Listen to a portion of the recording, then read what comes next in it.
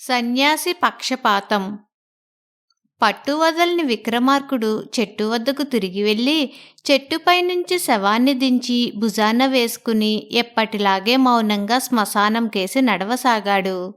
అప్పుడు శవంలోని బేతాళుడు, రాజా, నువ్వు ఎవరి పట్ల పక్షపాత బుద్ధి కలిగి ఇలా శ్రమ పడుతున్నావో తెలియదు. కాని ఇహవాంఛలన్నీ వదిలేసి ముక్కు మూసుకుని తపస్సు చేసుకునే మునులకే పక్షపాతం ఉంటుంది. అందుకు నిదర్శనంగా నీకు జ్ఞానశేఖరుడి కథ చెబుతాను, శ్రమ తెలియకుండా విను అంటూ ఇలా చెప్పసాగాడు. ఒకప్పుడు ధనవర్మ, ధీరవర్మ అనే రాజులు ఇరుగు పొరుగు రాజ్యాలను పాలించేవారు. రెండు రాజ్యాలకు మధ్య ఉండే అరణ్యంలో జ్ఞానశేఖరుడు అనే ముని కుటీరం నిర్మించుకుని తపస్సు చేసుకుంటూ ఉండేవాడు.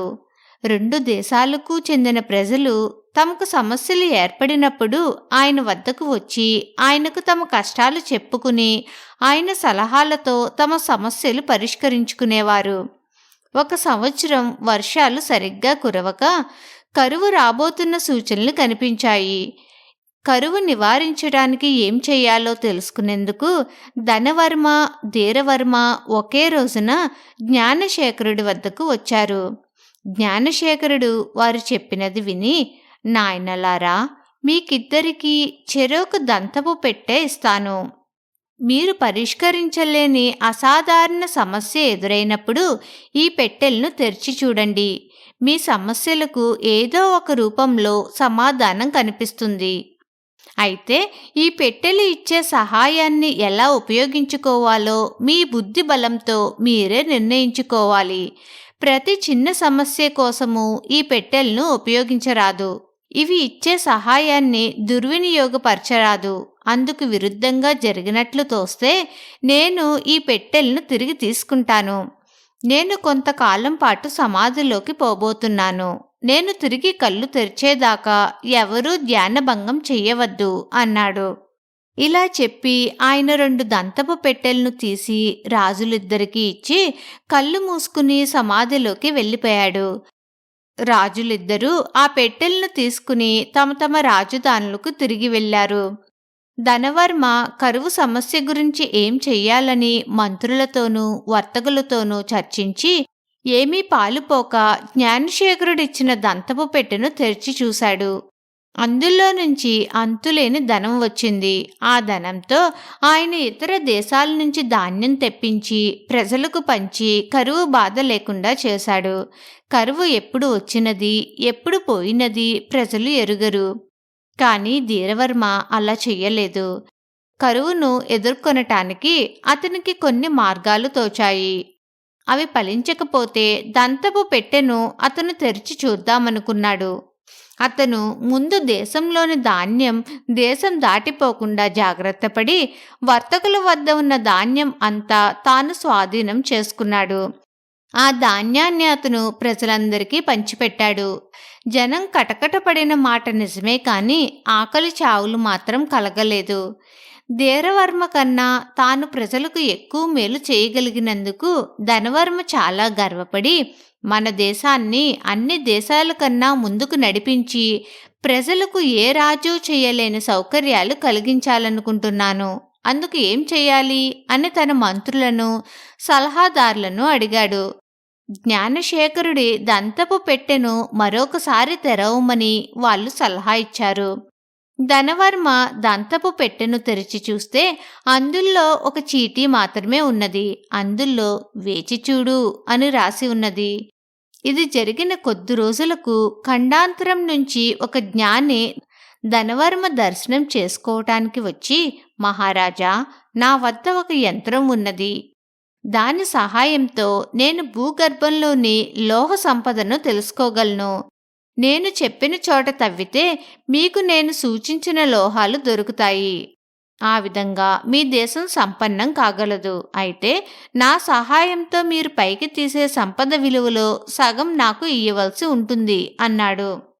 అందుకు ధనవర్మ ఒప్పుకుని జ్ఞాని సహాయంతో అంతులేని బంగారము, వెండి, రాగి, ఇనుము మొదలైన లోహాలు పైకి తీయించి వాటి మూల్యంలో సగం జ్ఞానికి ఇచ్చి ఆ లోహ సంపదతో తన దేశాన్ని చాలా ముందుకు తెచ్చాడు. అది చూసి ధీరవర్మకు అతని మంత్రులు కూడా దంతపు పెట్టె సహాయంతో తమ దేశాన్ని కూడా పైకి తీసుకురమ్మని సలహా ఇచ్చారు. కానీ ధీరవర్మ అందుకు ఒప్పుకోలేదు. కొద్ది రోజులకు ఆ జ్ఞానే ధీరవర్మ వద్దకు కూడా వచ్చి ధనవర్మకు చెప్పినట్టుగానే చెప్పాడు. మీ యంత్రాన్ని అమ్మితే కొంటాను, ధర చెప్పండి. మీ సహాయంతో మా దేశపు భూగర్భ సంపదను వెలికితీసి అందులో మీకు సగం వాటా ఇయ్యటానికి ఎంత మాత్రమూ అంగీకరించను అన్నాడు దీనవర్మ జ్ఞానితో. ఈ యంత్రం ప్రపంచంలో నేను ఒక్కన్నే చేయగలను, అందుచేత దీన్ని ఎవరికీ అమ్మే ప్రసక్తి లేదు. నా షరతులు నిరాకరించినందుకు మీరు ఇతర మార్గాలు అన్వేషించి భూగర్భ సంపదను వెలికి తీయటానికి 50 సంవత్సరాలు పడుతుంది. మీరు ధనవర్మకు 50 సంవత్సరాలు వెనకబడి ఉంటారు అని హెచ్చరించి జ్ఞాని వెళ్ళిపోయాడు. కొంతకాలానికి జ్ఞానశేఖరుడు సమాధి నుంచి పైకి వచ్చి ఉభయ దేశాలలోని పరిస్థితులు ఎలా ఉన్నది చూడటానికి బయలుదేరాడు. ధీరవర్మ తాను కరువు నివారణకు చేసిన చర్యలు వివరించి చెప్పి దంతపు పెట్టెను ఒక్కసారి కూడా ఉపయోగించలేదన్నాడు. ధనవర్మ మటుకు జ్ఞానశేఖరుడిచ్చిన దంతపు పెట్టె సహాయంతో తాను తన దేశాన్ని కరువు నుంచి కాపాడి ప్రజల్ని ఎంత ముందుకు తెచ్చినది ప్రత్యక్షంగా చూపించాడు. ధీరవర్మకిచ్చిన పెట్టెను ధీరవర్మ వద్దనే ఉండనిచ్చిన జ్ఞానశేఖరుడు ధనవర్మ చెప్పినదంతా విని అతను సాధించిన ప్రగతి కల్లారా చూసి అతనికి తాను ఇచ్చిన దంతపు పెట్టెను తిరిగి తీసుకున్నాడు. బేతాళుడు ఈ కథ చెప్పి, రాజా, జ్ఞానశేఖరుడు ఇలా చెయ్యటానికి కారణం ఏమిటి?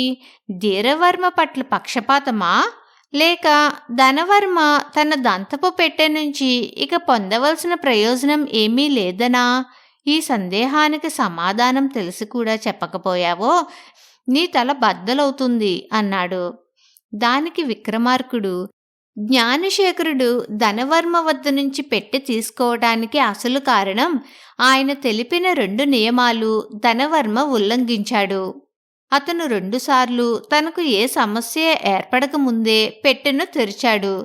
స్వశక్తితో కరువు వచ్చే లోపల దాన్ని ఎదుర్కొనే ప్రయత్నాలు ఆలోచించకుండానే దంతపు పెట్టెను తెరిచి ధనం సంపాదించి దానితో అవసరాన్ని మించి ధాన్యం కొని దుర్వినియోగం చేశాడు. ప్రజలకు పొదుపు నేర్చుకునే అవకాశం కూడా లభించలేదు. రెండోసారి తన దేశంలోని భూగర్భ సంపదను సగం జ్ఞానికి దారబోసి రాబోయే తరాల వారి నోట మట్టి కొట్టాడు.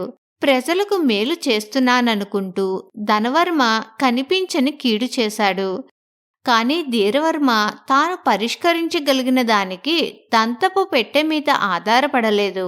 అందుచేత అతను దంతపు పెట్టెను దుర్వినియోగం చేస్తాడన్న భయం లేదు. అందుకే జ్ఞానశేఖరుడు ధీరవర్మ వద్ద పెట్టెను ఉండనిచ్చి ధనవర్మ వద్ద నుంచి పెట్టెను తీసేసుకున్నాడు అని బదులిచ్చాడు. రాజుకు ఈ విధంగా మౌనభంగం కలగగానే బేతాళుడు శవంతో సహా మాయమై తిరిగి చెట్టెక్కాడు. కథ సమాప్తం.